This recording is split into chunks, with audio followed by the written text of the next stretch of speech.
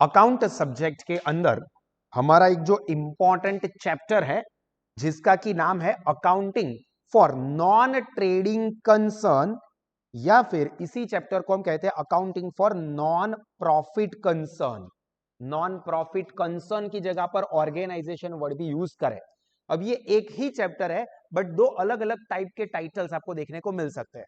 तो सबसे पहले हम लोग ये टाइटल को ही समझते हैं कि ये चैप्टर हमारा क्या है। तो देखो, accounting for non trading concern. अब सबसे पहला क्वेश्चन ये होना चाहिए कि ट्रेडिंग मतलब क्या। ट्रेडिंग मतलब buying and selling, purchase and sales. तो नॉन ट्रेडिंग कंसर्न है मतलब ऐसी कंसर्न, ऐसा ऑर्गेनाइजेशन जो buying and selling of goods में इन्वॉल्व नहीं है। क्योंकि हमारा टाइटल क्या है चैप्टर का, accounting for non trading concern. जो नॉर्मल फाइनल अकाउंट आपने पढ़े हैं, चाहे वो सोल प्रोप्राइटर हो या इवन पार्टनरशिप के भी फाइनल अकाउंट्स होते हैं, तो ये सब ट्रेडिंग कंसर्न होते हैं। तो उसके अंदर देखो ट्रेडिंग अकाउंट आता है, बाय सेल परचेज सेल्स ये चीजें आती है। जबकि ये हमारा चैप्टर है नॉन ट्रेडिंग कंसर्न, मतलब जिसके अंदर गुड्स का परचेज सेल्स नहीं होता है, या फिर इसी को कहा जाता है accounting for non profit concern या नॉन प्रॉफिट ऑर्गेनाइजेशन। तो देखो टाइटल से ही पता चल जाता है, नॉन प्रॉफिट मतलब ऐसा ऑर्गेनाइजेशन जो प्रॉफिट करने के पर्पज से नहीं फॉर्म हुआ है। नॉर्मल जो बिजनेस होते हैं जिसको हम ट्रेडिंग कंसर्न कहते हैं, वो ट्रेडिंग कंसर्न कैसे होती है, जो प्रॉफिट अर्न करने के लिए होती है, जिसका मेन पर्पस प्रॉफिट अर्न करने का होता है। जबकि ये नॉन प्रॉफिट ऑर्गेनाइजेशन है जिसका पर्पस प्रॉफिट अर्न करने का नहीं होता है। तो ये नॉन प्रॉफिट ऑर्गेनाइजेशन कहो या नॉन ट्रेडिंग कंसर्न कहो, उसके अंदर कौन कौन से टाइप के ऑर्गेनाइजेशंस होते हैं। तो जैसे कि हो गया लाइब्रेरी, जिसमें जाते आप कभी पढ़ते नहीं हो, या सर हम तो जाते ही नहीं है, बट लाइब्रेरी जहां पर जाके किताबें वगैरह सब लोग पढ़ते हैं। या फिर हॉस्पिटल। अब देखो इसके ऑर्गेनाइजेशंस को देखो, कोई organisation purchase sale of goods नहीं करता है, एंड ऑन पेपर ये प्रॉफिट के लिए भी काम नहीं करता है। इवन तो हो सकता है सर हॉस्पिटल तो कितने सारे पैसे छापते हैं, but apparently they are not for profit purpose. या फिर जिम या क्लब, हेल्थ क्लब जिसे कहते हैं, जिम्नेशियम, जिम खाना, ये सब के एग्जांपल्स आते हैं आपको। तो ये भी ऐसे है कि जिसके अंदर गुड्स का परचेज सेल्स नहीं होता है। या फिर जो सर्विस होती है लाइक लॉयर की सर्विस, चार्टर्ड अकाउंटेंट की सर्विस, तो ये भी यहां पर क्या है कि कोई भी यहां पर गुड्स के परचेज सेल में इन्वॉल्व नहीं, हालांकि उनको प्रोफेशनल्स कहा जाता है। तो अकाउंटिंग फॉर प्रोफेशनल भी थोड़ा अलग तरीके से होता है। या फिर स्कूल, यूनिवर्सिटी, ये सब, यानी कि यहां पर हम ओवरऑल देखें तो लाइब्रेरी की बात कर लो, या हॉस्पिटल्स देख लो, या जिम्नेशियम, या क्लब, या फिर स्कूल्स या कॉलेजेस, ये सब किसके एग्जाम्पल है, एनपीओ नॉन प्रॉफिट ऑर्गेनाइजेशन या NTO non trading organisation. Clear हुआ, टाइटल क्लियर हुआ। अब इसी के बारे में इस लेक्चर के अंदर हम सारी की सारी चीजें समझने वाले हैं। तो आज का ये हमारा लेक्चर है वो काफी इंपॉर्टेंट है, क्योंकि इसी लेक्चर के अंदर ये चैप्टर की सारी फंडामेंटल कॉन्सेप्चुअल इंपॉर्टेंट चीजें डिस्कस होने वाली है। तो अगर ये पूरा लेक्चर आपने ध्यान से अच्छे से समझ लिया तो आपको एग्जाम में फुल फ्लेज एग्जाम्पल करने में कोई दिक्कत नहीं आएगी।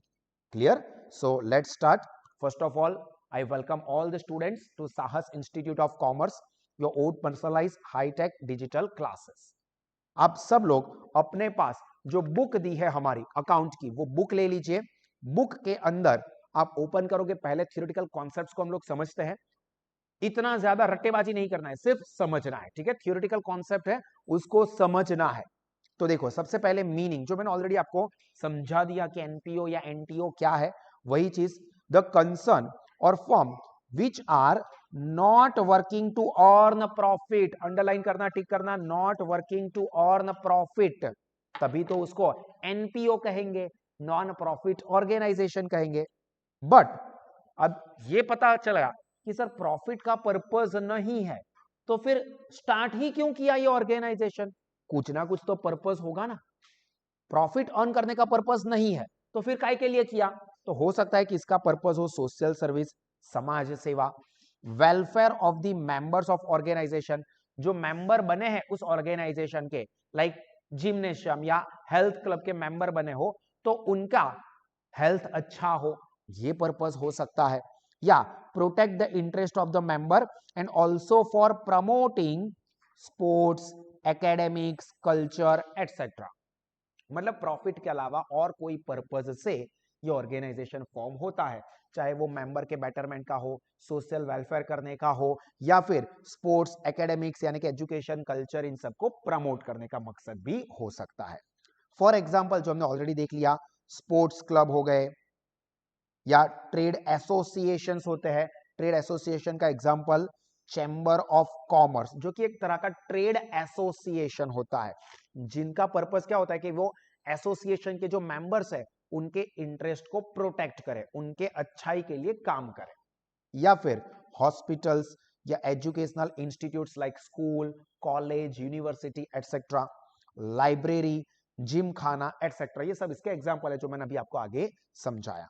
अब यहां पर क्या होता है कि दे रिसीव सम फीस। अभी आपने देखा कि सर ये तो एनपीओ है, नॉन प्रॉफिट है, मतलब क्या पैसे ही नहीं लेते होंगे क्या? प्रॉफिट का पर्पस नहीं है तो फिर पैसे नहीं लोगे ना, फीस नहीं ना? नहीं, देखो, फीस चार्ज करना एंड ज्यादा फीस चार्ज करना प्रॉफिट के पर्पस से, इन दोनों में डिफरेंस है। अगर फीस ही नहीं चार्ज करेंगे मेंबर्स के पास से तो सर्विस कैसे देंगे? लाइक सास इंस्टीट्यूट खुद है, तो वो नॉमिनल रीजनेबल फीस पर स्टूडेंट्स को अच्छा एजुकेशन देता है। अब ऐसा नहीं है कि मेरा पर्पस है कि सभी के सभी स्टूडेंट्स को अच्छे से अच्छी क्वालिटी का एजुकेशन मिले बिना किसी फाइनेंशियल बर्डन के, तो ये मेरा मकसद है, तो सर फ्री में ही कर दो ना, इतना ही समाज सेवा करना है तो फ्री में क्यों नहीं करते हो? अभी फ्री में इसलिए नहीं करते हैं क्योंकि ये पूरी फैसिलिटी प्रोवाइड करने के लिए system, technology, technical team, teachers, ये सब इन्वॉल्व है, उनको पैसे तो देने पड़ेंगे ना। मुझे प्रॉफिट नहीं चाहिए पर मेरा घर तो चलना चाहिए ना। जो लोग मुझे फैसिलिटी प्रोवाइड कर रहे हैं वो लोग तो अपना पैसा चार्ज करेंगे ना, तो वो पैसों के लिए मुझे रीजनेबल फीस तो चार्ज करनी ही पड़ेगी, तो ही तो मैं अच्छी क्वालिटी की सर्विस आपको कंटिन्यूअसली दे पाऊंगा। वरना फ्री में ही काम करना होगा तो आप खुद आ जाओ, 2 महीने में समाज सेवा का भूत उतर जाएगा। सर अभी घर पे खर्चा चाहिए, उसका क्या करेंगे? गरीबों की दुआओं से उसका तो कुछ नहीं होता है। तो रीजनेबल पैसे चाहिए, ठीक है? नॉन प्रॉफिट है मतलब प्रॉफिट नहीं करना है, बट ऐसा नहीं है कि घर के पैसे जाएंगे। हाँ, एक्सेप्शनल केस में ऐसा है कि हमको अच्छे अच्छे डोनेशंस मिलते हो, बड़ी बड़ी अमाउंट आती हो, तो हम प्रॉफिट ना चार्ज करें तो ये अलग बात है। क्लियर? तो यहां पर देखो क्या कहा है कि they receive some fees from the member but their intention is to use for providing services and not to earn profit.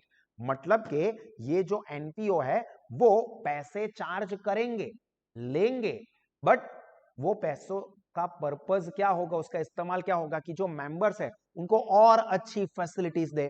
For example सास इंस्टीट्यूट है तो और अच्छी क्वालिटी का एजुकेशन दे, या जिम्नेशियम है तो वो और अच्छे हेल्थ इक्विपमेंट प्रोवाइड करे और अच्छे हेल्थ इंस्ट्रक्टर रखे।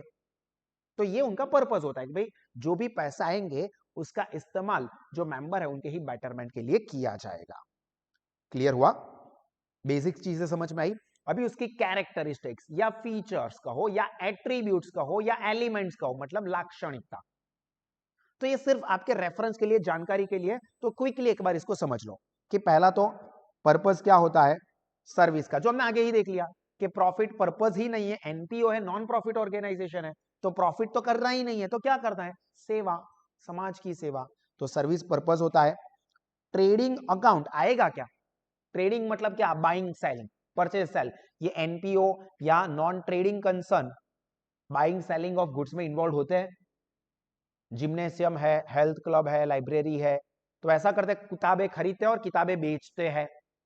जिम के इक्विपमेंट लाएंगे और फिर मेंबर्स को बेचेंगे, ऐसा होता है? नहीं, वो यूज करने के लिए देता है, बाइंग सेलिंग में इन्वॉल्व ही नहीं है, तो फिर ट्रेडिंग अकाउंट बनेगा क्या? नहीं, तो ट्रेडिंग अकाउंट ही नहीं आएगा because they are not trading concern. तो देखो, डोंट प्रिपेयर ट्रेडिंग अकाउंट। अब ये इंपॉर्टेंट है, ट्रेडिंग अकाउंट नहीं बनाएंगे बट उनको कुछ ना कुछ फॉर्म की इनकम होती है, लाइक मेंबर्स के पास से फीस का मिलना या किसी और तरह की, और उसके सामने वो ऑर्गेनाइजेशन कुछ खर्चे भी करते हैं अपने मेंबर्स के लिए ही, तो इनकम और एक्सपेंस होते हैं जिसका हिसाब किताब रखना पड़ता है। तो इसके लिए वो लोग क्या बनाते हैं? Income and expenditure account. तो ये लोग प्रॉफिट एंड लॉस अकाउंट नहीं बनाएंगे। देखो, इनकम एंड एक्सपेंडिचर अकाउंट जो है ना, वो होता प्रॉफिट लॉस अकाउंट जैसा ही है। क्या कहा मैंने?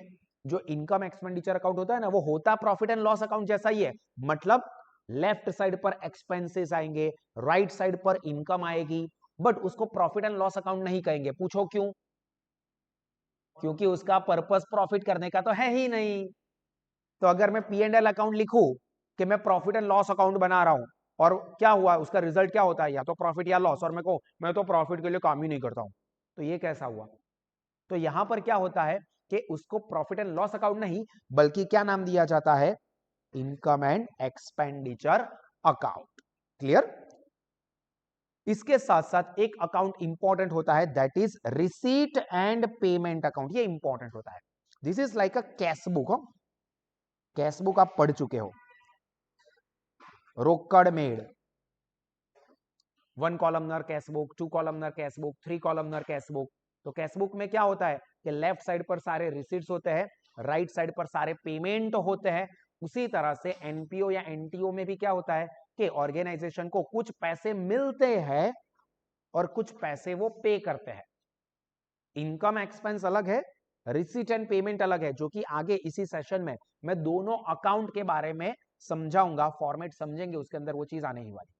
तो जो भी रिसीट हो रही है मतलब कैश आ रहा है, और जो भी पेमेंट हो रहा है मतलब कैश जा रहा है, उसके लिए वो रिसीट एंड पेमेंट अकाउंट बनाते हैं।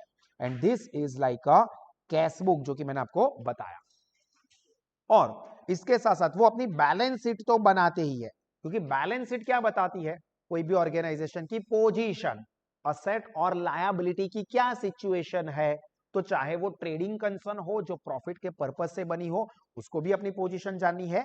एंड नॉन प्रॉफिट हो, नॉन ट्रेडिंग हो, और उसके पास भी असेट्स है, लाइक जिम्नेशियम है तो वहां पर जिम के इक्विपमेंट्स होंगे, तो वो असेट्स तो है, उसके सामने उनकी कुछ लायबिलिटीज भी होगी।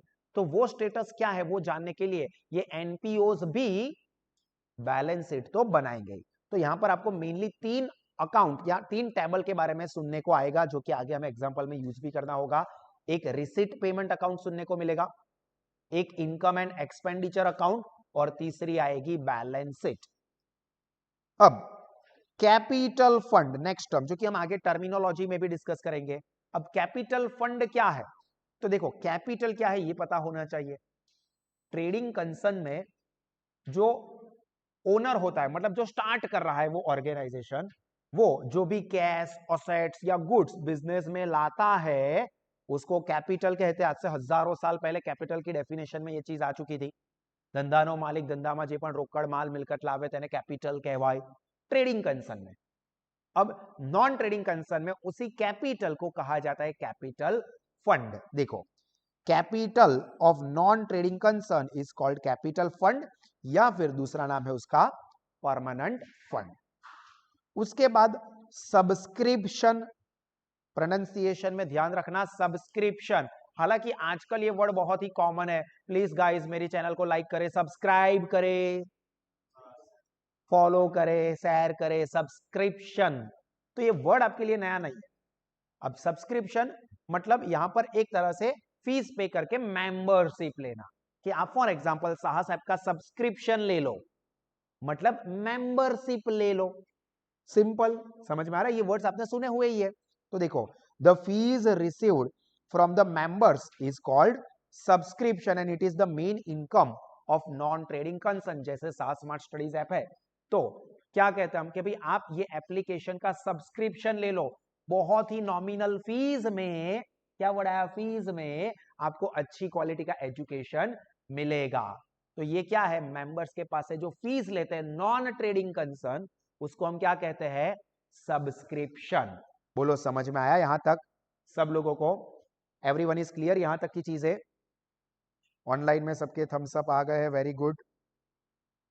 जिनको भी कोई डाउट है तो वो चैट में लिख सकता है, या हैंड रेज करोगे तो मैं आपको अनम्यूट करने की परमिशन दूंगा, आप अनम्यूट करके बोल सकते हो। चलिए क्लियर है, ओके ओके ठीक है। चलिए यहां तक की चीजें समझ में आ गई है, तो हम लोग आगे बढ़ते हैं। पर उससे पहले बता दूं, आप या आपके कोई भी फ्रेंड्स हैं जो कि साहस इंस्टीट्यूट में अपने एकेडमिक ईयर के लिए या नेक्स्ट एकेडमिक ईयर के लिए एडमिशन लेना चाहते हैं, तो ऑफलाइन मोड में ऑनलाइन लाइव मोड में और साहस एप्लीकेशन थ्रू एक्सीलेंट क्वालिटी के एजुकेशन लोवेस्ट फीस पर अवेलेबल है, तो इसका बेनिफिट ले सकते हैं। चलिए, अभी ये एक थियोरी क्वेश्चन है, शायद आपको थियोरी में 3 मार्क तक पूछ ले कि राइट अ डिस्टिंक्शन या difference between trading concern and non trading concern. आ सकता है, चांस है इसका। तो बहुत सिंपल है, कोई भी 3 पॉइंट याद रहने चाहिए, 3-4 से ज्यादा वैसे भी नहीं पूछते हैं। तो देखो, एक तो नाम ही है ट्रेडिंग, तो ट्रेडिंग कंसर्न है तो ऑब्वियस है कि उसका मकसद बाय सेल करके प्रॉफिट अर्न करने का होता है। तो द पर्पस या objective of trading concern is to earn profit. Sentence पूरा लिखना है। The objective of trading concern is to earn profit, जबकि नॉन ट्रेडिंग कंसर्न का पर्पस प्रॉफिट अर्न करने का नहीं होता है। तो क्या होता है? प्रोवाइड सोशल सर्विसेज या सोशल वेलफेयर। फिर अकाउंट कौन सा बनाते हैं? तो जो ट्रेडिंग कंसर्न होती है वो ट्रेडिंग अकाउंट बनाती है, पी एंड एल अकाउंट बनाती है, और बैलेंस शीट तो कॉमन ही होती है। तो trading account and P and L account बनता है। देखो, एक ट्रेडिंग अकाउंट बनेगा, एक प्रॉफिट एंड लॉस अकाउंट बनेगा। जबकि नॉन ट्रेडिंग कंसर्न में 2 अकाउंट आएंगे, जो मैंने अभी आपको आगे बोला थोड़ी देर पहले ही नाम। एक रिसीट पेमेंट अकाउंट, जो कि कैश बुक जैसा होता है, मैंने बोला लेफ्ट साइड पर रिसीट्स, राइट साइड पर पेमेंट्स। और दूसरा आता है इनकम एंड एक्सपेंडिचर अकाउंट, जो कि पी एंड एल जैसा होता है, पी एंड एल नहीं है बट पी एंड एल के जैसा ही फॉर्मेट, लेफ्ट साइड पर एक्सपेंस, राइट साइड पर इनकम्स रहेंगे। क्लियर? दो, पहला ऑब्जेक्टिव आया। दूसरा कौन से अकाउंट्स बनाते हैं? तीसरा रिजल्ट। रिजल्ट को क्या कहते हैं? तो ट्रेडिंग अकाउंट का जो रिजल्ट होता है उसको हम कहेंगे या तो नेट प्रॉफिट या तो फिर नेट लॉस। जबकि जो ट्रेडिंग कंसर्न है उसमें प्रॉफिट लॉस है, नॉन ट्रेडिंग में तो प्रॉफिट लॉस है ही नहीं। तो उसके रिजल्ट को या तो कहा जाता है सरप्लस या डेफिसिट। सिंपल वर्ड्स में मैं बता देता हूं।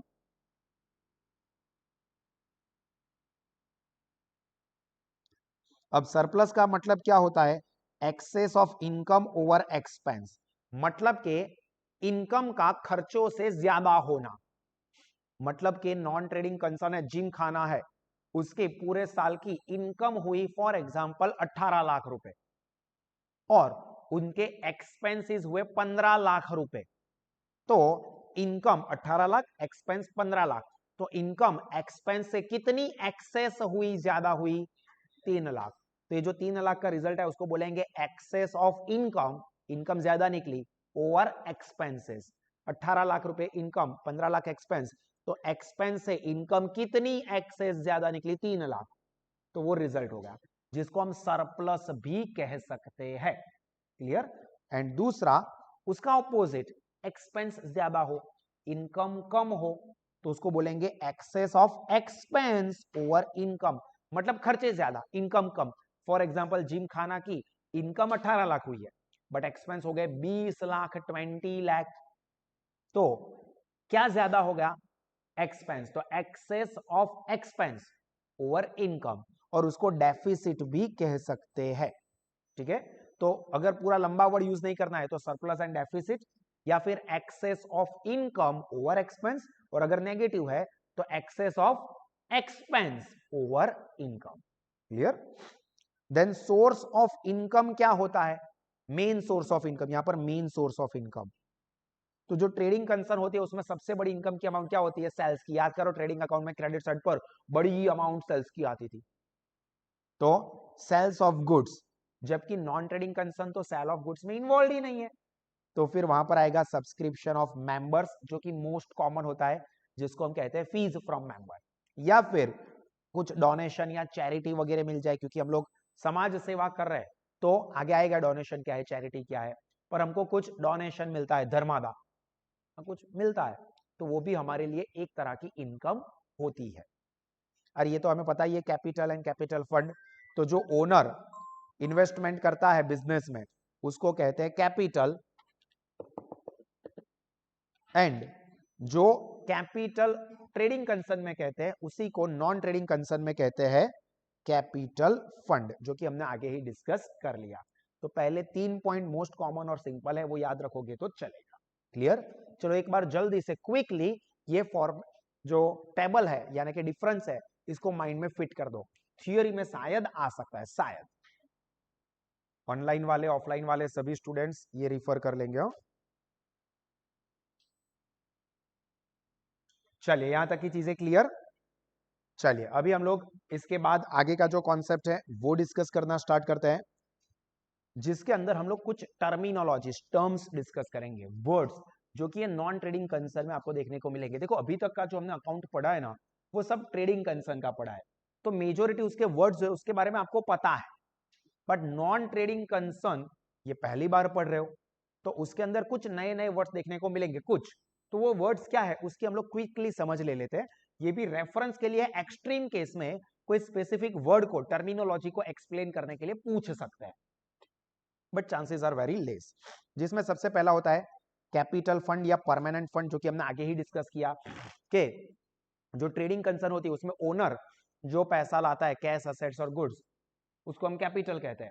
नॉन ट्रेडिंग कंसर्न में उसी कैपिटल को हम क्या कहते हैं, कैपिटल फंड। तो देखो capital income except special fund received और income capitalised by the concern are recorded under capital fund. And इसके अंदर क्या क्या चीजें आती है वो कहा है, और जो एक्सेस ऑफ इनकम होता है यानी कि सरप्लस, उसको कैपिटल फंड में ऐड कर देते हैं। एंड अगर डेफिसिट हो तो उसको कैपिटल फंड में से माइनस करते हैं। वो आपको वैसे भी पता, याद करो पी एंड एल अकाउंट का रिजल्ट नेट प्रॉफिट या नेट लॉस। अब नेट प्रॉफिट आता था तो उसको आप क्या करते थे, बैलेंस शीट में कैपिटल में प्लस करते थे, सोल प्रोप्राइटरशिप के अकाउंट की बात कर रहा हूं।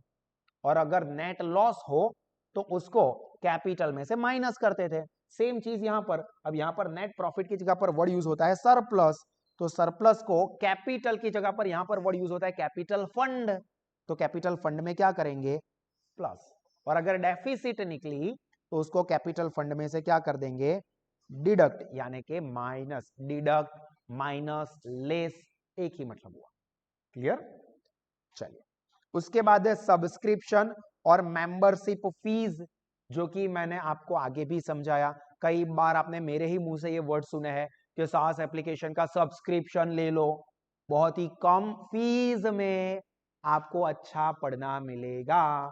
तो ये क्या है, subscription is a fee received from the member. तो देखो members of NPO pays some fee regularly to associate with this concern, मतलब जो भी कंसर्न है उसके साथ एसोसिएट रहने के लिए जो फीस पे करते हैं। लाइक आपको फॉर एग्जांपल 11 12 कॉमर्स का एजुकेशन चाहिए तो उसके लिए आप फीस यानी कि सब्सक्रिप्शन लोगे।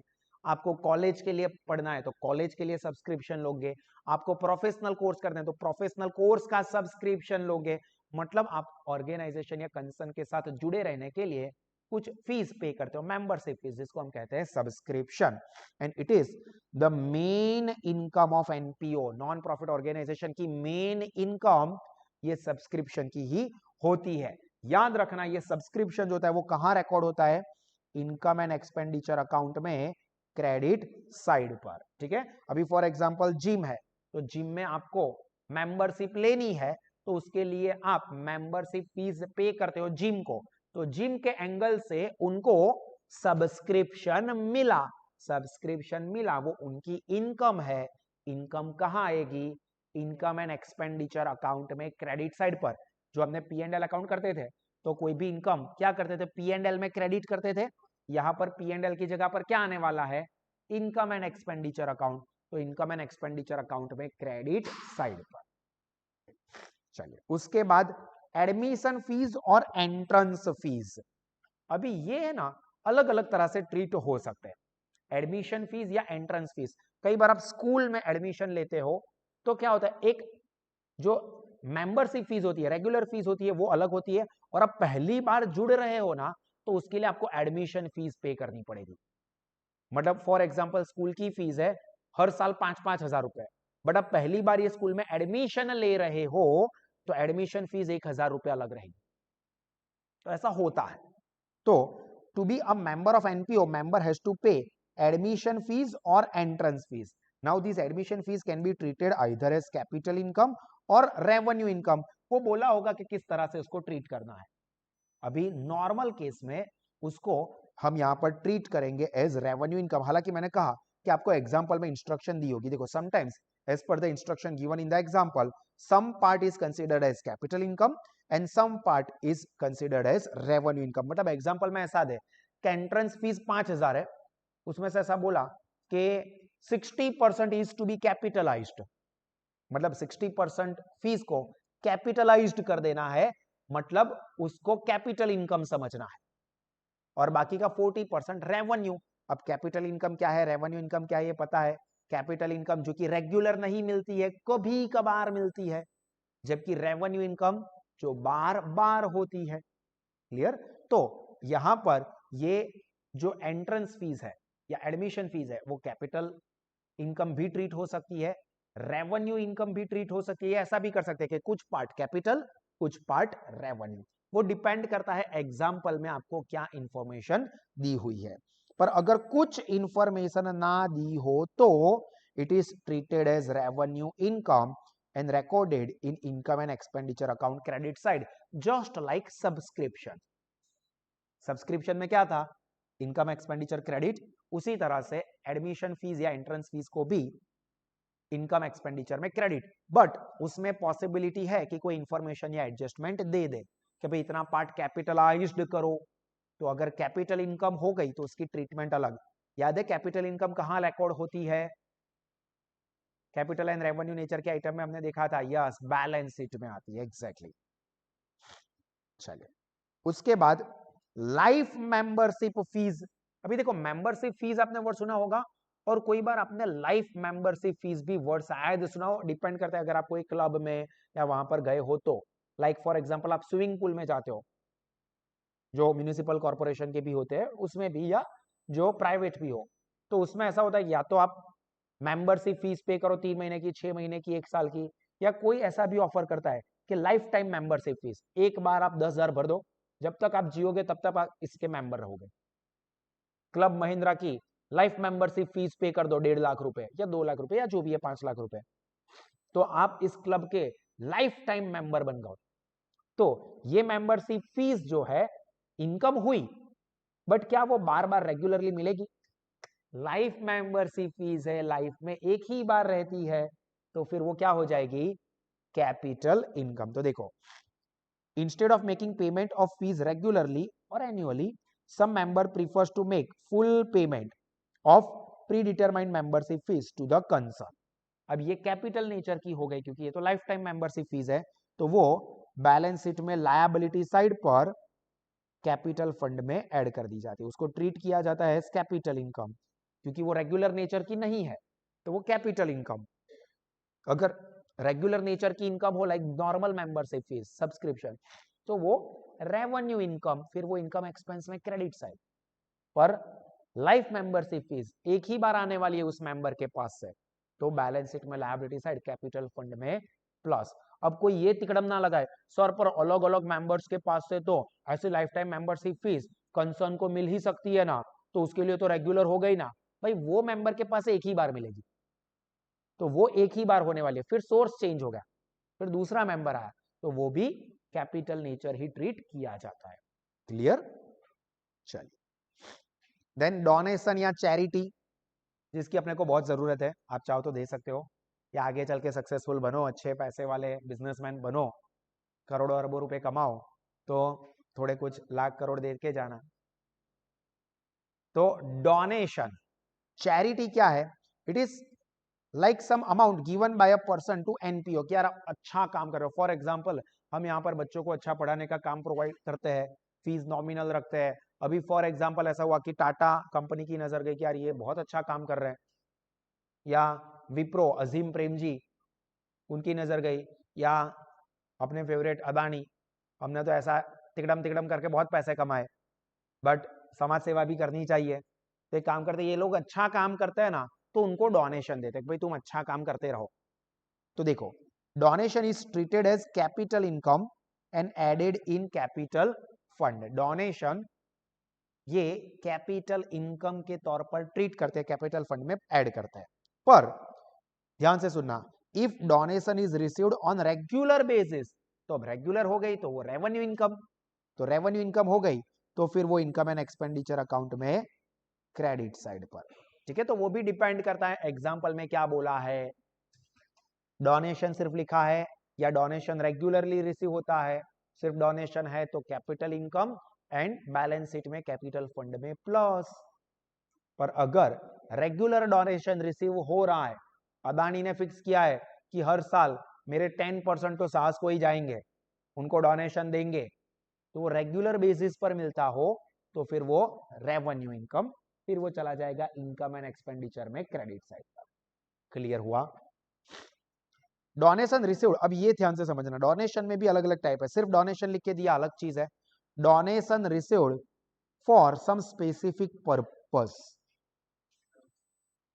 Then it is treated as capital income. ये बहुत इंपॉर्टेंट चीज है, एग्जांपल के एंगल से भी काम लग सकता है कि donation received for some specific purpose, एक फिक्स पर्पस के लिए आपको डोनेशन दिया है। भाई सास को डोनेशन दे रहे हैं क्योंकि आप एक क्रिकेट ग्राउंड बनाओ ताकि आपके जो बच्चे हैं वो खेल सके, तो उनके खेलने के लिए हम डोनेशन दे रहे हैं। या आप इतना बढ़िया डिजिटल टेक्नोलॉजिकली पढ़ाने का काम कर रहे हो, तो ये सब नॉर्मल बेंच है ना, उसको हटाओ, वहां पर हम लोग टच स्क्रीन पैनल वाली बेंच रखते हैं कि स्टूडेंट्स वहीं पर पढ़ेंगे, कोई बुक्स लेके नहीं आना है, सीधा लेक्चर में आते हैं, चालू करेंगे, आप जो पढ़ा रहे हो वो वहां पर बेंच की जो डेस्क होती है उसी के ऊपर दिखेगा, स्टूडेंट्स भी उसी के ऊपर लिखेंगे, ऑटोमेटिकली सेव भी हो जाएगा।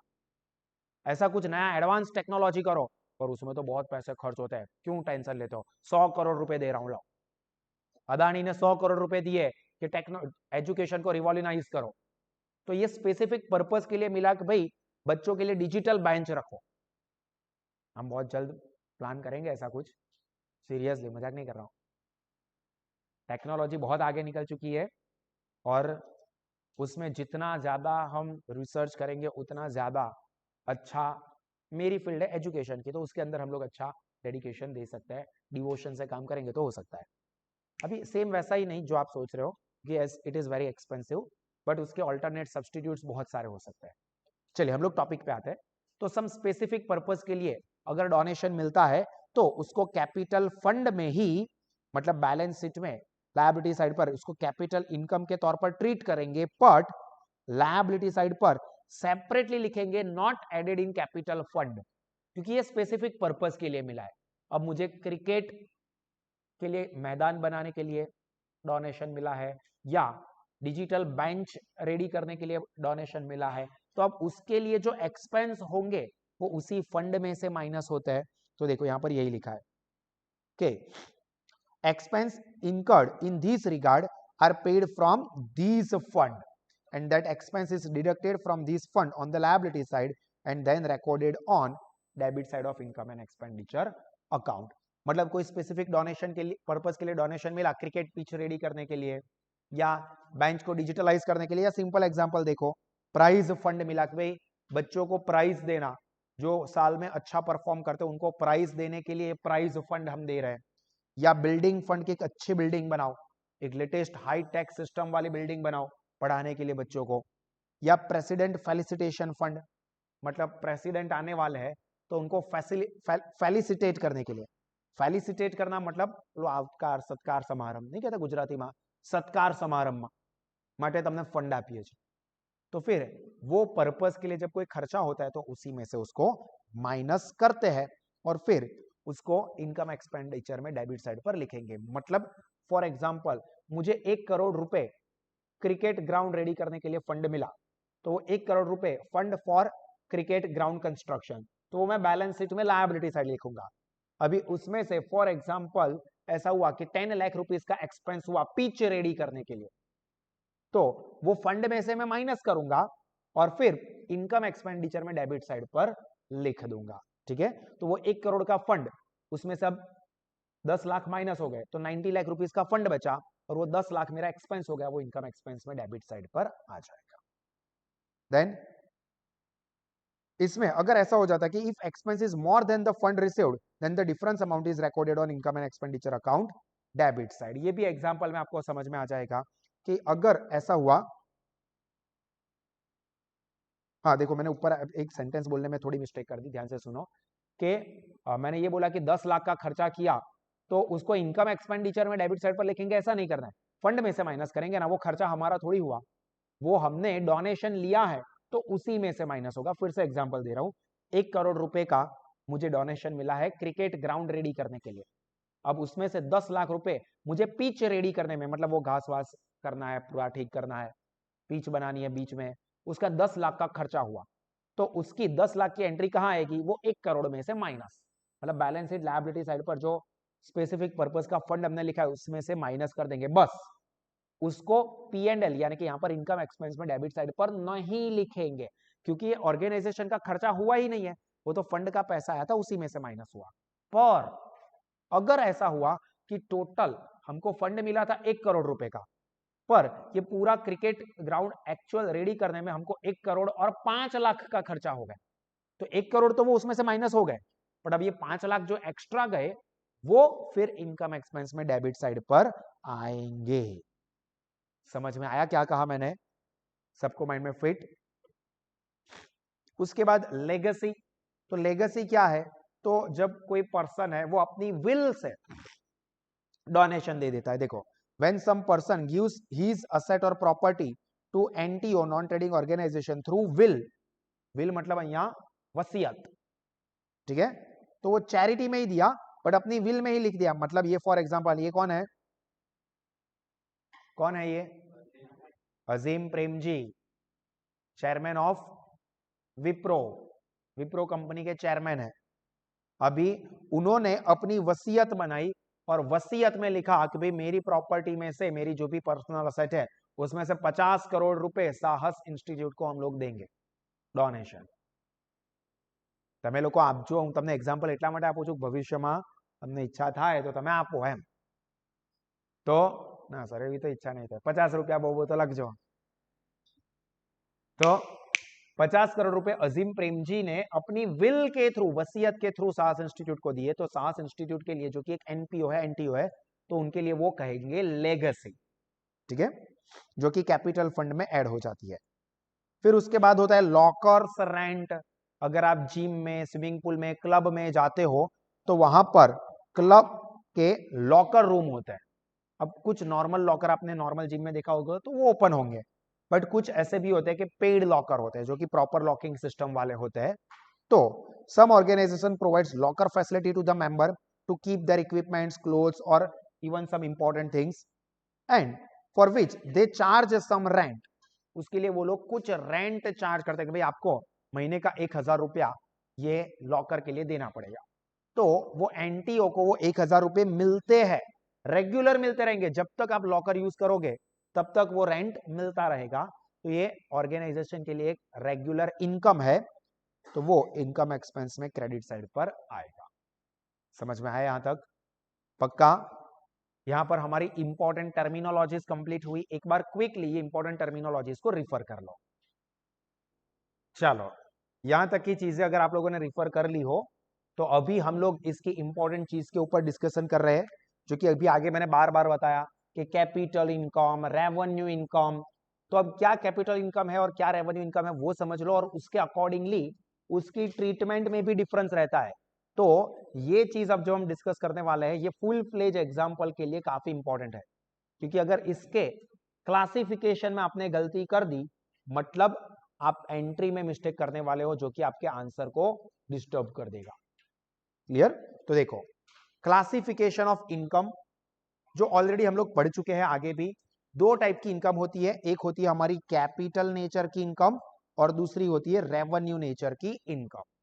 कैपिटल नेचर की इनकम का मतलब ऐसा होता है कि जो इनकम रेगुलर इन नेचर नहीं है, विच इज नॉट रेगुलर, बार बार नहीं मिल रही है, कभी कभार मिल रही है, and the benefit of which is available for long period. मतलब फॉर एग्जांपल अभी रिसेंटली हमने एग्जांपल लिया कि अजीम प्रेम जी ने अपने विल में से 50 करोड़ रुपए साहस इंस्टीट्यूट को दिए, तो क्या वो हर साल देने वाला है? वो विल तो एक ही बार बनेगी भाई, तो वो बार बार नहीं मिलने वाला है। तो 50 करोड़ रुपए की जो इनकम साहस इंस्टीट्यूट की हुई वो कौन सी इनकम हुई? Capital income, because it is not regular in nature. Clear? जैसे कि donation received, legacy, life membership fees, loan borrowed, ये सब बार बार नहीं होता है, कभी कभार होता है। और ये कहां पर रिकॉर्ड होता है? तो ये रिकॉर्ड होता है बैलेंस शीट में लायबिलिटी साइड पर।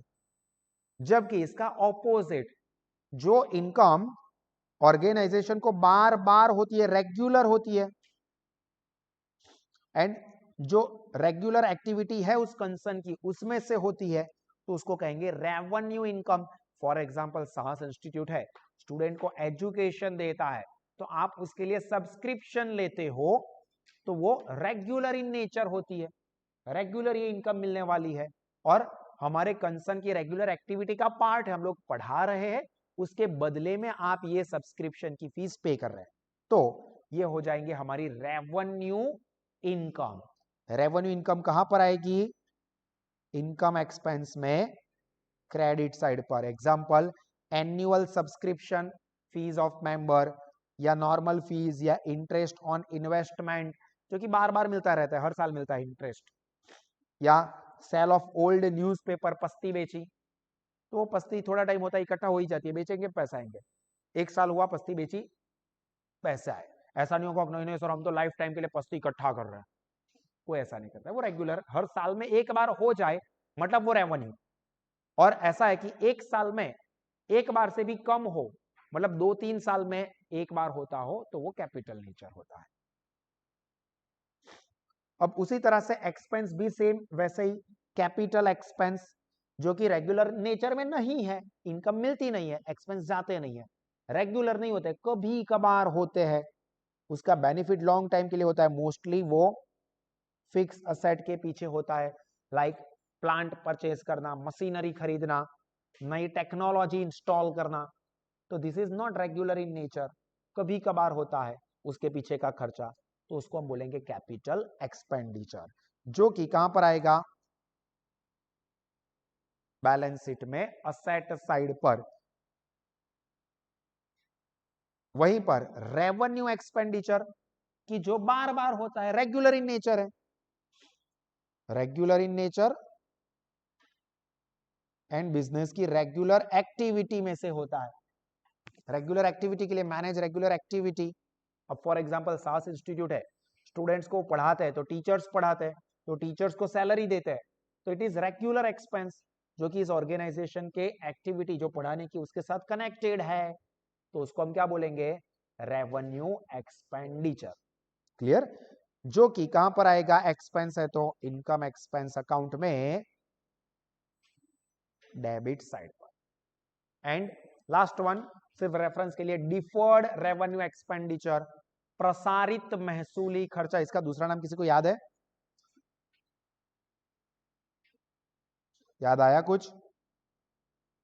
फिक्टिशियस असेट, काल्पनिक मिलकतों जो कि एक्चुअली में कोई असेट है नहीं, ऐसे एक्सपेंस है जिसका बेनिफिट लॉन्ग टाइम के लिए मिलता रहता है।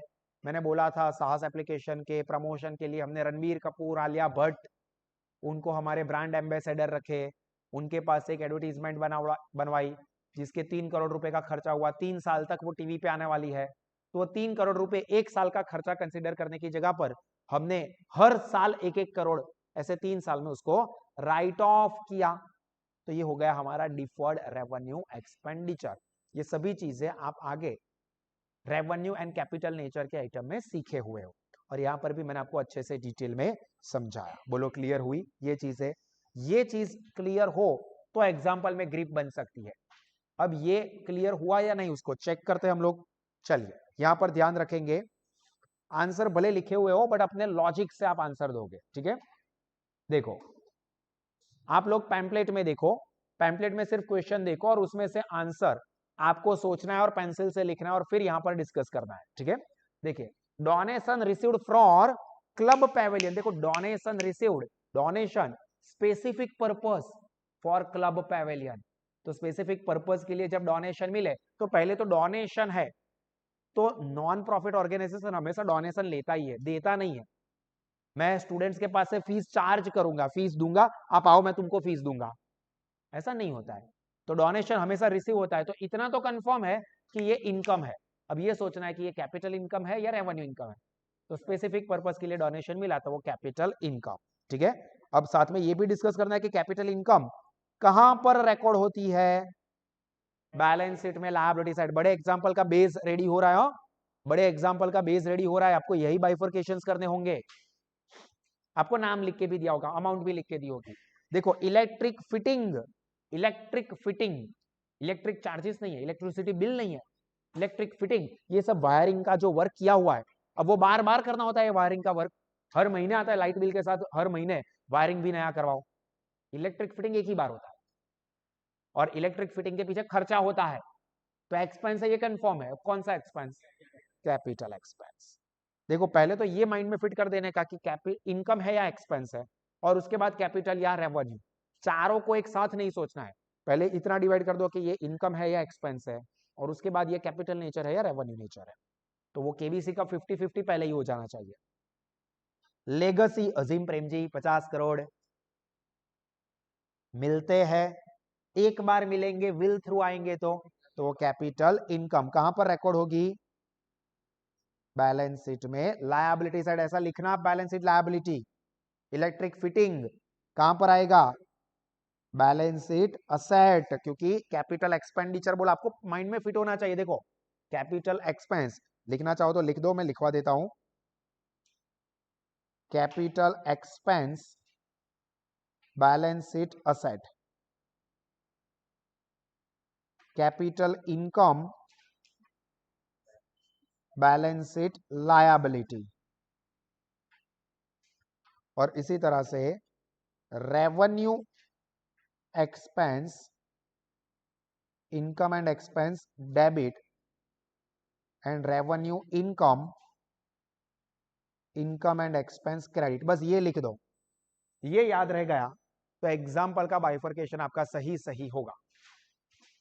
इनकम एक्सपेंडिचर अकाउंट और बैलेंस शीट ड्रॉ करने के एग्जाम्पल आएंगे, तो ये आपका क्लियर होगा, तो ही वो आप अच्छे से टैली कर पाओगे।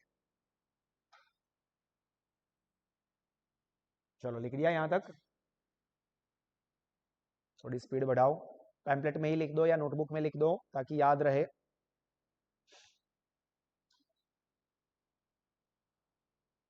चलिए अभी परचेज ऑफ स्पोर्ट्स इक्विपमेंट, तो स्पोर्ट्स इक्विपमेंट ये असेट होती है। क्रिकेट का बैट खरीदा या बैडमिंटन के किट्स खरीदे, तो नॉर्मली लॉन्ग टाइम के लिए यूज होता है। तो कैपिटल एक्सपेंस बैलेंस शीट में asset side, capital expense balance sheet asset, ऐसा लिख ही देना साथ में हो, ताकि एग्जाम्पल, बड़े एग्जाम्पल का भी बाइफर्केशन, उसकी भी प्रैक्टिस हो जाए आपकी। फिर मेंबरशिप फीस, अब देखो मेंबर फीस रेगुलर मिलती है, सब्सक्रिप्शन कहो, तो इनकम हुई। रेवेन्यू इनकम हुई, तो लिखो रेवेन्यू इनकम, तो कहां पर आएगा? इनकम एक्सपेंस क्रेडिट साइड, ऐसा लिख देना साथ में। सब लोग कंपलसरी लिखेंगे हो, पैम्पलेट जो है वो ओपन होने चाहिए, उसमें लिखना है। फिर ways for machine installation, cost concept, asset खरीदे उसके इंस्टॉलेशन के खर्चे हो या परचेज करते वक्त एक्सपेंस हो, वो उसी के प्राइस में ऐड होते हैं, because they are treated as capital expenditure.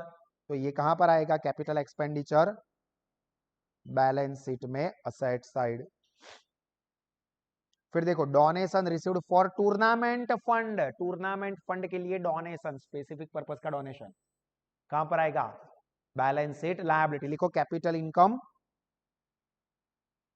Balance sheet liability side. देखो एग्जांपल में सिर्फ यही पूछा है कि बाइफरकेट करो, कैपिटल या रेवेन्यू इनकम है या एक्सपेंस है। मैं आपको साथ में फुल एग्जांपल में कहां रिकॉर्ड होते हैं वो बाइफरकेशन भी करवा रहा हूं, एक्स्ट्रा करवा रहा हूं, ताकि बड़े एग्जांपल के लिए आपका बेस स्ट्रांग हो। फिर आपको बड़े एग्जांपल में कोई दिक्कत नहीं आएगी अगर ये बाइफरकेशन आपका माइंड में क्लियर हो रहा है तो। फिर बस यही लिखना है, कुछ एडजस्टमेंट होंगे, उसकी ट्रीटमेंट डाल दो, टोटल बैलेंस कर दो, एग्जाम्पल कंफर्म फिक्स टैली। चलिए investment of prize fund in government securities. देखो इन्वेस्टमेंट, कोई भी इन्वेस्टमेंट बैलेंस शीट में असेट ही आता है, आपको पता ही है, तो बैलेंस शीट में असेट में आएगा मतलब वो कैपिटल एक्सपेंडिचर ही होगा। इन्वेस्टमेंट करेंगे तो पैसे जाएंगे, तो capital expenditure balance sheet asset. ये थोड़ा ध्यान रखना। बुक्स ऑफ लाइब्रेरी, कुछ लोग है ना इसको रेवेन्यू एक्सपेंस समझ लेते हैं, तो वो आपके जैसा नहीं है कि साल खत्म बुक फेंक दो रद्दी में। लाइब्रेरी में क्या होता है, बुक वहीं पर रहती है परमानेंट, दूसरे साल तीसरे साल चौथे साल स्टूडेंट्स यूज करते हैं। सर हमने तो कभी नहीं की। नहीं आपकी बात नहीं कर रहा हूँ, जो पढ़ने वाले स्टूडेंट्स हैं उनकी बात कर रहा हूँ। मतलब लाइब्रेरी में जो बुक्स होती है वो असेट होती है, तो capital expenditure balance sheet asset. Rent of hall, जो हमारा हॉल है उसको रेंट पर दिया होगा, तो उसके इनकम मिलेगी revenue income, income and expense में क्रेडिट साइड। समझ में आ रहा है? हाथ चलाए ने भाई, वो आदमी रखा है सर हमने बाजू में, वो कर रहा है। उसके बाद अभी हम थोड़ा क्विक लेंगे, कॉन्सेप्ट समझ में आ रहा है ना क्या चल रहा है? सेल ऑफ ओल्ड न्यूज़पेपर, पस्ती बेच रहा है, रेवेन्यू इनकम बार बार होगी, तो रेवेन्यू इनकम कहां पर लिखेंगे? इनकम एक्सपेंस में क्रेडिट साइड, इनकम है इसलिए क्रेडिट। फिर president felicitation fund, specific purpose के लिए फंड मिला, कैपिटल में फंड मिला, capital income, and capital income है तो बैलेंस शीट लायबिलिटी। बाइफरकेशन लिखते रहे ना मैं कीधु ने कि શું ના કીધું હોય તો રેવન્યू, ये दरेक ऑर्गेनाइजेशन के ऊपर डिपेंड रहता है कि वो एक बार भी ले कुछ ना कहो तो हर बार होता है, वो डिपेंड करता है। इसलिए जनरल रूल ऐसा है कि कुछ ना कहा हो, मैंने नोट लिखी है, पर वो डिपेंड करता है, हालांकि उसके लिए एडजस्टमेंट होता है, अभी वो डिपेंड करता है ऑर्गेनाइजेशन टू ऑर्गेनाइजेशन। तो entrance fees, revenue income, income and expense में क्रेडिट साइड। हालांकि ये एडजस्टमेंट की बात है, कुछ ऑर्गेनाइजेशन एक बार ही एंट्रेंस फीस लेते हो तो वो कैपिटल इनकम हो गई, वो एग्जांपल में बोलेंगे, तो वो बैलेंस शीट लायबिलिटी साइड। कुछ ना बोला हो तो रेवेन्यू इनकम। सोनोग्राफी मशीन, वो एक्सरे मशीन टाइप आता है, वो असेट हो गई, तो capital expenditure, balance sheet asset. Billiard table, वो पूल स्नूकर खेलते हैं ना, ग्रीन कलर का, उसको कहते हैं बिलियर्ड टेबल, मतलब बिलाड़ियों નું ટેબલ આવતું है પાછું, बिलियर्ड टेबल, वो पूल स्नूकर का टेबल, तो वो असेट है, capital expenditure, balance sheet asset. Charity, capital income मिलती है हमको, तो balance sheet liability. Annual dinner programme expense, देखो ये वर्ड देखना है, एनुअल वर्ड देखा तही तही वहीं पर फिक्स हो गया कि ये रेवेन्यू नेचर है, एनुअल मतलब वार्षिक, तो वो रेवेन्यू नेचर। एंड एक्सपेंस है तो रेवेन्यू एक्सपेंस कहां पर आएंगे? इनकम एक्सपेंस में debit side. Sale of sports equipment, देखो स्पोर्ट्स इक्विपमेंट खरीदते हैं तो वो कैपिटल एक्सपेंडिचर था, वैसे ही स्पोर्ट्स इक्विपमेंट बेचे तो भी वो कभी कभार ही बेचेंगे ना, पुराना कुछ हो जाएगा तो capital income, balance sheet liability. Extreme case में अगर एग्जांपल में स्पेसिफिकेशन दिया तो रेवेन्यू इनकम हो सकती है, वो डिपेंड करता है एग्जांपल में कुछ इंफॉर्मेशन दिया हो तो। सब्सक्रिप्शन ऑफ न्यूज़पेपर, मतलब हर रोज हमारे ऑर्गेनाइजेशन में न्यूज़पेपर डाल के जाना, तो वो रेवेन्यू एक्सपेंस है, रेगुलर खर्चा हो गया। इलेक्ट्रिसिटी कनेक्शन एक्सपेंस, देखो इलेक्ट्रिसिटी का फिटिंग हो, इलेक्ट्रिसिटी का कनेक्शन एक ही बार लेना होता है, इलेक्ट्रिसिटी का बिल ये रेगुलर है, इलेक्ट्रिसिटी का कनेक्शन जीबी ना थांबला परથી આપડા થાંભલા પર એક જ વાર કનેક્શન મરાય, બરાબર, તો वो एक बार होता है capital expenditure. Ground maintenance expense, maintenance expense regular करना होता है, revenue expense, income and expense में डेबिट। एंड टूर्नामेंट एक्सपेंस, देखो टूर्नामेंट रेगुलर होती है, हर साल टूर्नामेंट होती है, तो revenue expense, income and expense में डेबिट साइड। बोलो समझ में आया? तो यहां पर ये बाइफरकेशन आपको समझ में आ रहा है परफेक्टली? चलिए आगे जल्दी से। क्लब पेवेलियन कंस्ट्रक्शन, पेवेलियन का कंस्ट्रक्शन कर रहे हैं, असेट खड़ी हो रही है, कैपिटल एक्सपेंस, बैलेंस शीट में असेट, अभी मैं शॉर्ट में लिखूंगा asset. Sports ground, asset, capital expense asset. Income of lectures, special lectures arrange किए जिसके लिए लोग आए थे, तो वो इनकम हुई, रेवेन्यू इनकम होती है, तो इनकम एक्सपेंस में क्रेडिट साइड। अब मैं क्रेडिट लिखूं मतलब इनकम एक्सपेंस में ही क्रेडिट की बात चल रही है। बिल्डिंग फंड, तो कोई भी फंड हो, कैपिटल इनकम होती है, balance sheet liability. Interest on investment regular मिलता है, revenue income, income and expense credit.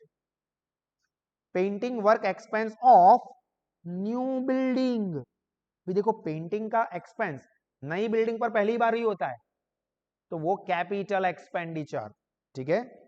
तो कैपिटल एक्सपेंस बैलेंस शीट में असेट। कैंटीन एक्सपेंस रेगुलर है, रेवेन्यू एक्सपेंस। ऑडिट फीस भी हर साल ऑडिट करवाना होता है। प्रेसिडेंट फेलिसिटेशन प्रोग्राम एक्सपेंस, तो रेवेन्यू एक्सपेंस। तो सर यहां पर एस्ट्रिक मार्क क्यों किया है? क्योंकि कई बार ऐसा होता है कि प्रेसिडेंट फेलिसिटेशन के लिए फंड दिया हो, तो अगर फंड हो तो फिर वो फंड में से माइनस करेंगे। तो भाई प्रेसिडेंट के फेलिसिटेशन के लिए 50,000 रुपए दे रहे हैं, तो अब वो प्रेसिडेंट का फेलिसिटेशन प्रोग्राम का कुछ खर्चा होता हो तो वो 50,000 के फंड में से ही माइनस होगा, तो फिर हम इसको इनकम एक्सपेंस में डेबिट साइड नहीं लिखेंगे, ठीक है। अगर ऐसा हो कि फंड से ज्यादा खर्चा हो गया, 50,000 का फंड मिला था, खर्चा 60,000 हो गया, तो 10,000 लिखेंगे इनकम एक्सपेंस में debit side. Lockers rent regular income है, revenue income credit side. Entertainment programme expense regular, normally ऐसे ऑर्गेनाइजेशंस एंटरटेनमेंट के लिए प्रोग्राम करते रहते हैं, revenue expense debit side.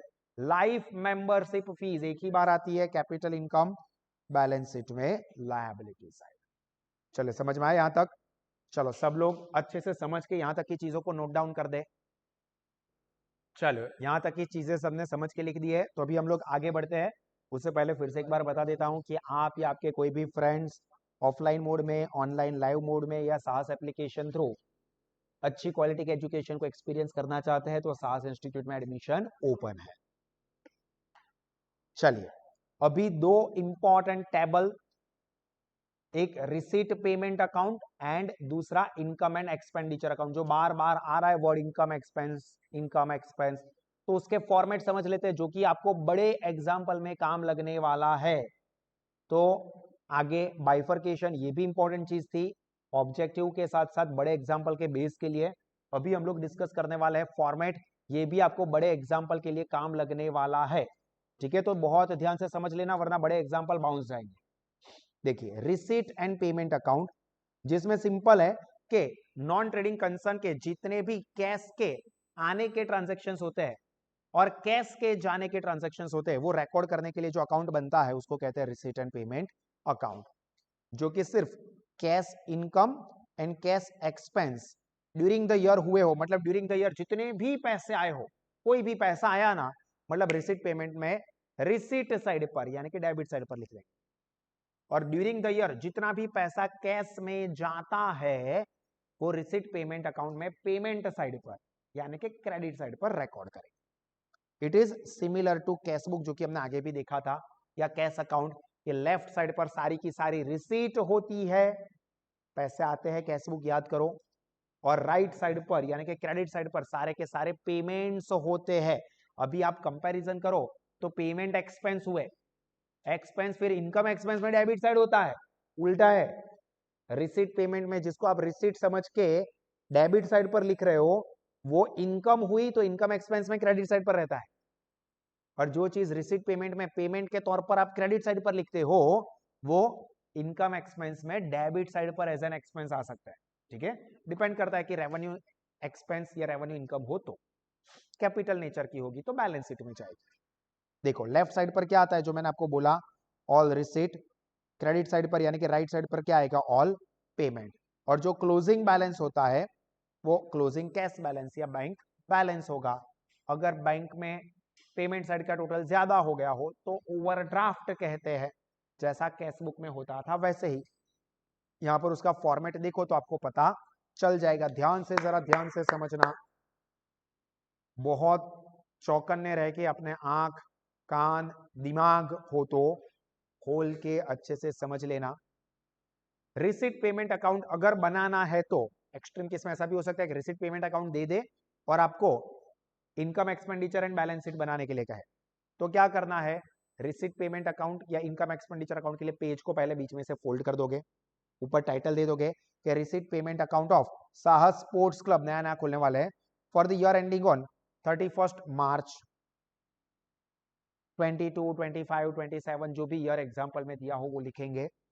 Left side पर डेबिट, राइट साइड पर क्रेडिट, फिर टेबल में पर्टिकुलर्स की जगह पर यहां पर रहता है रिसीट, कैश बुक जैसा है, लेफ्ट साइड सारे receipts, amount rupees, payment amount rupees. अब कैश बुक के जैसे ही अगर ओपनिंग कैश बैलेंस हो या बैंक बैलेंस तो यहां पर आएगा, अगर ओपनिंग बैंक ओवरड्राफ्ट हो तो यहां पर आएगा। ये कैश बुक वाले चैप्टर में आ चुका है आपको। लेफ्ट साइड पर ओपनिंग कैश बैलेंस या बैंक बैलेंस, राइट साइड पर ओपनिंग बैंक ओवरड्राफ्ट। फिर मेन जो है ना वो यही है, मेन यही है, कैपिटल और revenue income of current year, previous year और नेक्स्ट ईयर। बट इस साल पैसे आए होने चाहिए। जो भी पैसा आया इस साल मिला तो इस साल के रिसिप्ट पेमेंट में अकाउंट में आएगा। अब सर इस साल में जो पैसा मिला ना वो एक्चुअली में तो प्रीवियस ईयर का बाकी था, वो है कोई बात नहीं, आया कौन से ईयर में, इस ईयर में, तो इस ईयर के रिसिप्ट पेमेंट अकाउंट में लिखेंगे। आपने नेक्स्ट ईयर की फीस एडवांस में मुझे दी, मुझे मिली अभी पर है नेक्स्ट ईयर की फीस, तो भी मुझे पैसे कौन से ईयर में मिले, इस ईयर में मिले, तो मैं इस ईयर के रिसिप्ट पेमेंट में लिखूंगा, क्योंकि receipt payment account is prepared on cash basis. Income expenditure का उल्टा है, वो अक्रूवल बेसिस पर बनता है, व्यापारी पद्धति थी थाई छे, उसमें सिर्फ करंट ईयर की चीजों को कंसीडर किया जाता है। पर रिसिप्ट पेमेंट अकाउंट में सभी के सभी ईयर के कोई भी नेचर के, चाहे रेवेन्यू हो या चाहे कैपिटल हो, रिसिट हुई वो सब लेफ्ट साइड, पेमेंट हुआ चाहे कोई भी नेचर का हो, पेमेंट हुआ तो वो पेमेंट साइड पर लिखेंगे। ठीक है, चाहे वो करंट ईयर का हो, प्रीवियस ईयर का हो, नेक्स्ट ईयर का हो, रेवेन्यू नेचर का हो या कैपिटल नेचर का हो, पेमेंट हुआ डाल दो क्रेडिट साइड पर रिसिट पेमेंट में। रिसिट हुई चाहे वो रेवेन्यू नेचर है या capital nature, current year, previous year या नेक्स्ट ईयर, बट पैसा आया है रिसिट में डाल दो। फिर ये तो कॉमन आएगा नहीं, अमाउंट विड्रॉन फ्रॉम बैंक या amount deposited in bank, total करके बैलेंस ढूंढ लो। बैलेंस जो है उसको हम क्लोजिंग कैश बैलेंस या क्लोजिंग बैंक बैलेंस कहेंगे। मेन ये आइटम जो है सेकंड नंबर की, बस यही आपको ध्यान रखना है। क्लियर। और दूसरा जो इंपॉर्टेंट टेबल होता है that is income and expenditure account, जिसके बारे में मैंने स्टार्टिंग में ही बहुत सारी चीजें बता दी कि it is like P and L account of trading concern, like P and L account. Left side पर, डेबिट साइड पर क्या होता है, ध्यान से समझना, all revenue expense of current year. देखो रिसीट पेमेंट में क्या था, सभी टाइप के, रेवेन्यू हो या कैपिटल सब कुछ, जबकि इनकम एक्सपेंस सिर्फ रेवेन्यू। रिसीट में previous year, current year, next year सब कुछ, जबकि इसमें सिर्फ और सिर्फ करंट ईयर। तो ये डिफरेंस है कि इनकम एक्सपेंडिचर अकाउंट में डेबिट साइड पर करंट ईयर के revenue expense and income expense में क्रेडिट साइड पर सिर्फ करंट ईयर के रेवेन्यू इनकम। सारी चीजें लिख दे, फिर टोटल करते हैं। अगर क्रेडिट साइड का यानी कि इनकम साइड का टोटल ज्यादा हुआ एक्सपेंस की कंपैरिजन में, तो डिफरेंस लिखेंगे डेबिट साइड पर उसे बोलेंगे excess of income over expense, short word में सरप्लस, जो कि फिर आगे चल के बैलेंस शीट में, लायबिलिटी में, कैपिटल फंड में प्लस हो जाता है। और अगर एक्सपेंस ज्यादा हो इनकम की कंपैरिजन में, excess of expense over income, जिसको डेफिसिट कहा जाता है, तो वो फिर बैलेंस शीट में liability side minus from capital fund. Clear. अब इसको फॉर्मेट के एंगल से देखे तो इस तरह से, और ये जो चीज है ना, this is the most important thing, ये एक्सपेंस के लिए है, सेम यही चीज इनकम के लिए है। अगर ये चीज समझ में आ गई, क्योंकि ये चीज शॉर्ट सम्स के लिए भी बहुत काम किया, बड़े एग्जांपल के लिए तो काम का है ही है, बट सिर्फ ये वाले कॉन्सेप्ट के ऊपर आपको शॉर्ट सम्स आता है। ठीक है, करंट ईयर के रेवेन्यू इनकम या करंट ईयर के रेवेन्यू एक्सपेंस की अमाउंट फाइंड आउट करनी हो तो प्रोसेस क्या रहता है, जरा ध्यान से समझ लो। एक समझ में आ गया, मतलब एक्सपेंस वाला हम डिस्कस करते हैं वो समझ में आ गया, तो इनकम वाला याद रह जाएगा। क्योंकि पहले तो मेन चीज क्या याद रखनी है कि इनकम एक्सपेंस में सिर्फ और सिर्फ करंट ईयर की रेवेन्यू चीज है, रेवेन्यू लेफ्ट साइड है तो रेवेन्यू एक्सपेंस कंसीडर करने हैं। अब आपको रिसिट पेमेंट अकाउंट में टोटल रिसिट दे, सॉरी एक्सपेंस है तो टोटल एक्सपेंस दे दिया है। ठीक है, कोई पर्टिकुलर सैलरी का एक्सपेंस दे दिया है। अब ऐसा बोला हो, देखो ये paid in cash during current year, current year में 50,000 सैलरी दी है, करंट ईयर में दी है, करंट ईयर की दी है ऐसा नहीं बोल रहा, करंट ईयर में 50,000 सैलरी पे की। अब उसमें मेन चीज आप क्या याद रखोगे, कॉन्सेप्ट को माइंड में फिट करो। रेवेन्यू एक्सपेंस में सिर्फ क्या चीजें कंसीडर करेंगे, सिर्फ और सिर्फ करंट ईयर की, सिर्फ और सिर्फ करंट ईयर के रेवेन्यू एक्सपेंस यानी कि सैलरी वो कंसीडर करनी है। अगर करंट ईयर का नहीं है तो उसको निकाल देना है, मतलब माइनस करना है। ठीक है, अभी देखो आउटस्टैंडिंग ऑफ करंट ईयर में 10,000 सैलरी पे करनी बाकी है, तो वो करंट ईयर की सैलरी हुई या नहीं हुई, हुई ना, पे करनी बाकी है बट है तो करंट ईयर की सैलरी, तो करंट ईयर की है तो क्या करेंगे, plus paid in advance during last year. Last year मैंने एडवांस में सैलरी पे की थी, तो वो मेरे करंट ईयर की हुई या लास्ट ईयर की हुई, लास्ट ईयर में मैंने एडवांस में सैलरी पे की थी, तो वो सैलरी मेरी लास्ट ईयर की एक्सपेंस हुआ या करंट ईयर का एक्सपेंस हुआ, करंट ईयर का, क्योंकि लास्ट ईयर में मैंने एडवांस दिया, एडवांस करंट ईयर का होता है। समझ में आ रहा है, ध्यान से समझो, फिर से बोल रहा हूं। प्रीवियस ईयर में फॉर एग्जांपल आप 11th स्टैंडर्ड में पढ़ रहे हो, आपने 11th स्टैंडर्ड के अंदर मुझे एडवांस में फीस पे कर दी। एडवांस में फीस आपने कौन से स्टैंडर्ड की पे की होगी, 12th की, ऑब्वियसली आप 11th में हो तो आपने 12th की पे की होगी। तो मेरे लिए वो 12th की इनकम है या नहीं है, कि मेरे लिए वो 11th की इनकम, 12th की इनकम ना, तो 12th की इनकम में मैं प्लस करूंगा। अगर मेरा 12th करंट ईयर है तो आप कॉलेज के फर्स्ट ईयर में हो, आप ऐसा समझो। ठीक है, कॉलेज के फर्स्ट ईयर में हो, आप 12th में थे, तब आपने मुझे एडवांस फीस पे कर दी। अभी हमारा करंट ईयर चल रहा है फर्स्ट ईयर, ऐसा समझो आप। ठीक है, कॉलेज का फर्स्ट ईयर, आपने प्रीवियस ईयर, आपके लिए प्रीवियस ईयर कौन सा स्टैंडर्ड, 12th, प्रीवियस ईयर मतलब 12th स्टैंडर्ड में एडवांस फीस पे की, तो वो फीस कौन से ईयर की होगी, FY की होगी। अब मेरे लिए वो इनकम आपके नजरिए से देखे तो आपका एक्सपेंस, वो FY का एक्सपेंस हुआ या 12th का हुआ, FY का हुआ, क्योंकि आपने 12th में पे किया, बट फीस किसके लिए पे की थी, फर्स्ट ईयर के लिए, वो खर्चा फर्स्ट ईयर का हुआ। तो प्रीवियस ईयर अगर एडवांस में पे किया हो तो उसे प्लस करेंगे। बट उसी तरह से outstanding of last year paid in current year, पिछले साल की आपकी 12th की फीस बाकी थी, यहां पर सैलरी एक्सपेंस कंसीडर कर रहे तो आपकी 12th की सैलरी बाकी थी या 12th की फीस बाकी थी, वो आपने करंट ईयर में पे की, तो आपकी वो फीस या सैलरी करंट ईयर का खर्चा या प्रीवियस ईयर का खर्चा, प्रीवियस ईयर का, क्योंकि सर पिछले साल का बाकी था, तो इस साल में हम उसको रिकॉर्ड कर सकते हैं क्या, तो क्या करेंगे, माइनस, देखो है and paid in advance for next year, अगले महीने की या अगले साल की सैलरी या आपके नजरिए से फीस मैंने इस साल पे कर दी, तो वो खर्चा आपका अगले साल का या करंट ईयर का, अगले साल का, तो इस साल में आप लिख सकते हो क्या, नहीं, तो माइनस। तो फिर से बोल रहा हूं, बॉटम लाइन क्या याद रखने, पता है कि आपको ये देखना है कि पेमेंट कितना हुआ है और करंट ईयर का है या नहीं है। करंट ईयर का है तो कंसीडर करो, ऐड करो, करंट ईयर का नहीं है तो उसको माइनस करो, चाहे वो एक्सपेंस हो या चाहे वो इनकम हो।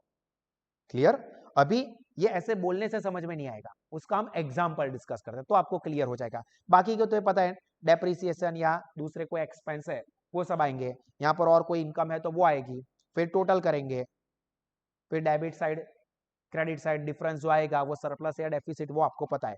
मेन चीज ये है, इसके ऊपर हम लोग एग्जाम्पल की प्रैक्टिस करते हैं। पैम्पलेट उठाओ, पैम्पलेट उठाओ,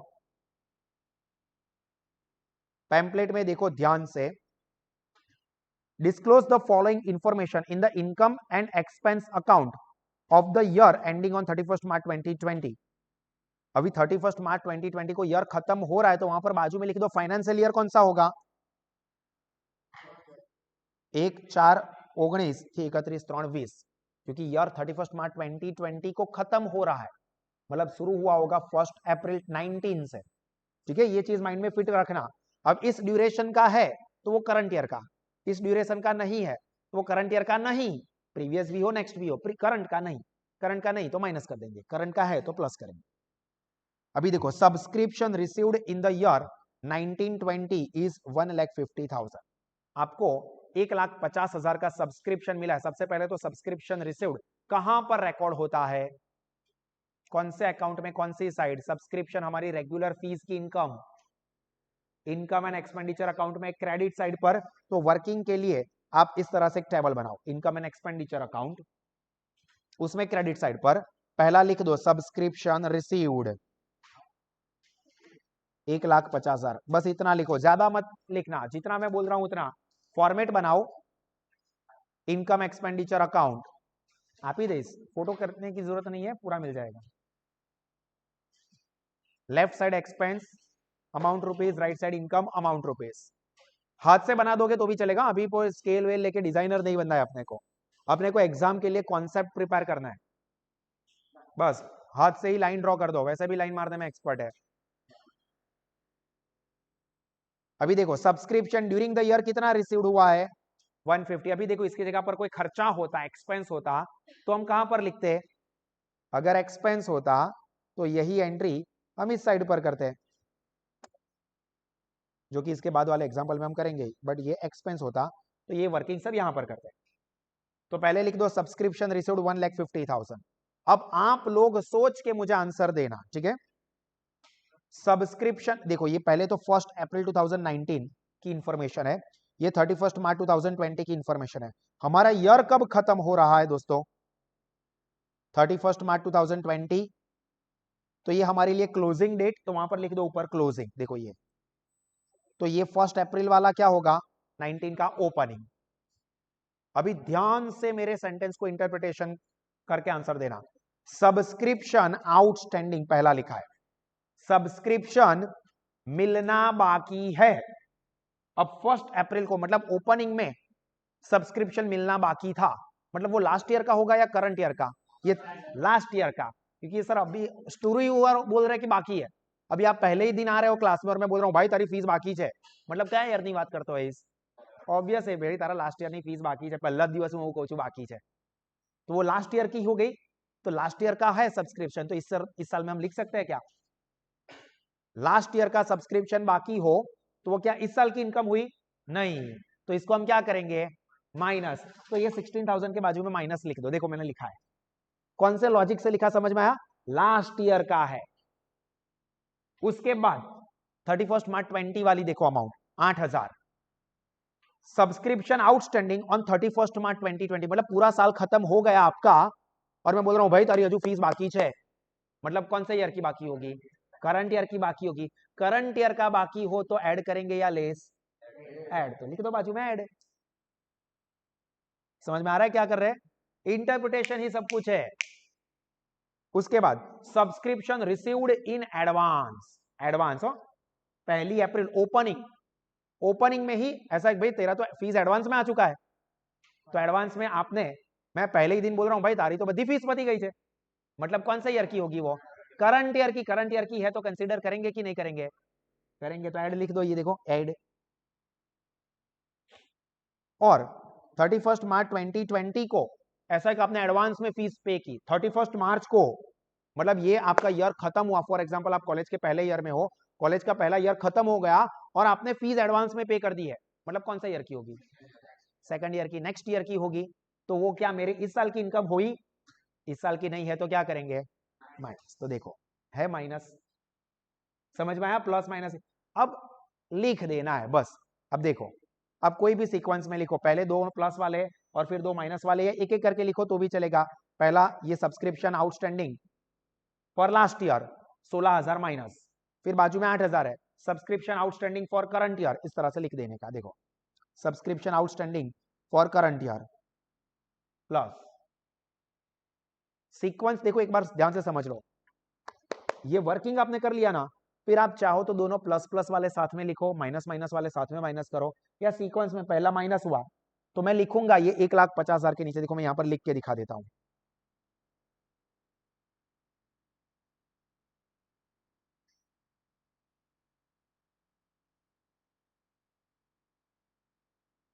ये अभी आप एक्सपेंस ऐसा भूल जाओ, इनकम ही समझ लो। सब्सक्रिप्शन रिसीव्ड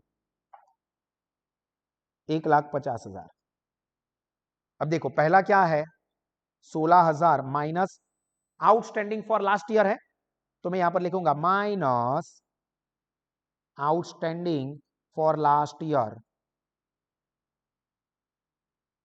16,000 ब्रैकेट में लिखूंगा माइनस के लिए, माइनस फिर क्या है 8,000 रुपए प्लस करंट ईयर का आउटस्टैंडिंग है, तो मैं उसके नीचे लिखूंगा plus outstanding for current year, 8,000 plus. फिर उसके बाद क्या है, 9,000 प्लस है आउट प्रीपेड या pre received in last year. ये लास्ट ईयर हुआ ना, ऊपर हमने लिख दिया ये लास्ट ईयर है, ये करंट ईयर है। तो pre received in last year तो minus, sorry plus pre received in last year, तो ये करंट ईयर का हुआ, कितना है 9,000। And pre received in current year जो कि नेक्स्ट ईयर का हुआ, तो उसको माइनस करेंगे जो कि कितना है 10,000। फिर इसका टोटल प्लस माइनस कर दोगे तो आपको अमाउंट 1,41,000 मिल जाएगी। समझ में आया? तो आप पढ़ते जो सीक्वेंस में उसी सीक्वेंस में लिख दो, कुछ गलत नहीं है। ये बहुत ही इंपॉर्टेंट चीज मैंने आपको समझाई है। एग्जाम्पल क्लियर हुआ सबको? पक्का? તમારા સમ? હા સર તમારા, મારે नहीं मरवानु आटलू वैलू। समझ में आया सबको यहां तक? ऑफलाइन ऑनलाइन लाइव सबको? चलो ये एग्जांपल सबको समझ में आ गया। एक और एग्जांपल की प्रैक्टिस करते हैं। अभी आप आपके हिसाब से सोच के बता सकते हो, सेम इसके जैसा ही है। अब हम लोग सिर्फ प्लस माइनस कर देते हैं, फिर नोटबुक में आप सॉल्व करोगे, ठीक है? देखो सब्सक्रिप्शन इनकम की ही बात है।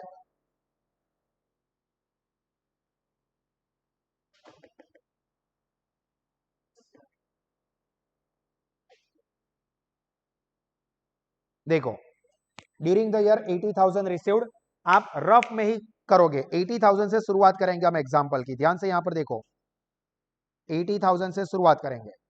अभी देखो 31 मार्च 2021 का बोला है, मतलब ये हमारे लिए करंट ईयर क्लोजिंग बैलेंस हो, और ये हमारे लिए ओपनिंग या प्रीवियस ईयर। अभी देखो सब्सक्रिप्शन आउटस्टैंडिंग पिछले साल प्रीवियस ईयर है, 12,000 का सब्सक्रिप्शन लेना बाकी था, तो वो प्रीवियस ईयर की इनकम या करंट ईयर की? प्रीवियस ईयर का बाकी था, तो भाई प्रीवियस ईयर की ना, तो करंट ईयर में उसको लिख सकते हैं क्या? नहीं। तो क्या करेंगे, आप ब्रैकेट में लिखोगे माइनस के लिए। फिर 15,000 है करंट ईयर। देखो करंट ईयर का आउटस्टैंडिंग है, करंट ईयर का 15,000 सब्सक्रिप्शन अभी भी लेना बाकी है, तो वो करंट ईयर की इनकम, तो 15,000 प्लस लिखेंगे subscription outstanding for current year. फिर received in advance, previous year में एडवांस में मिला था, प्रीवियस ईयर में एडवांस, ये करंट ईयर का होता है, तो क्या करेंगे, लिखेंगे pre received for in previous year. And ये करंट ईयर में प्री रिसीव्ड हुआ, इस साल एडवांस में पैसा मिल गया, तो ऑब्वियसली वो अगले साल का पैसा होता है जो एडवांस में मिला, तो वो अगले साल की इनकम है, इस साल की नहीं, तो 6,000 को क्या करेंगे माइनस। अब कैलकुलेटर के ऊपर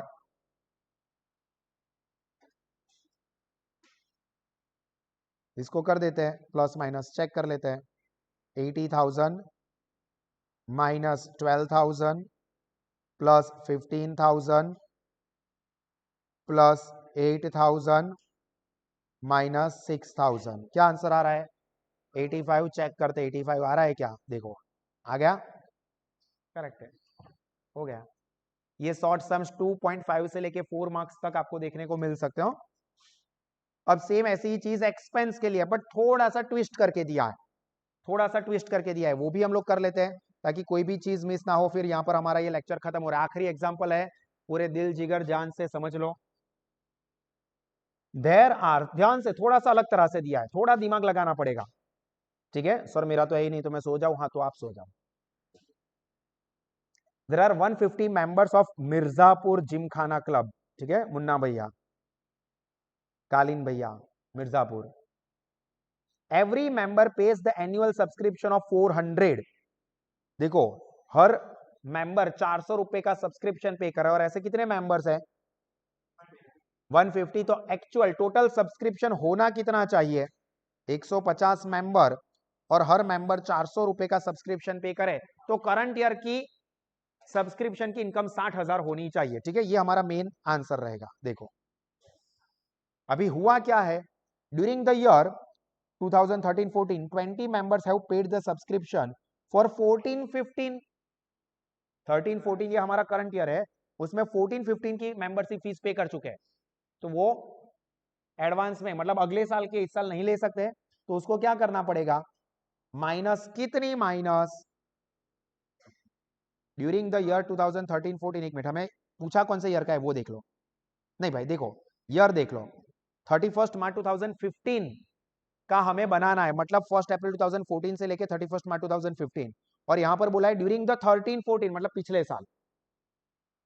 सब्सक्रिप्शन 20 मेंबर ने एडवांस में पे किया था 14-15 हमारा करंट ईयर है, ठीक है, तो 13-14 में मतलब पिछले साल करंट ईयर के लिए एडवांस में पे कर दिया था, तो वो करंट ईयर की तो इनकम हो गई, कितनी, 20 मेंबर्स की।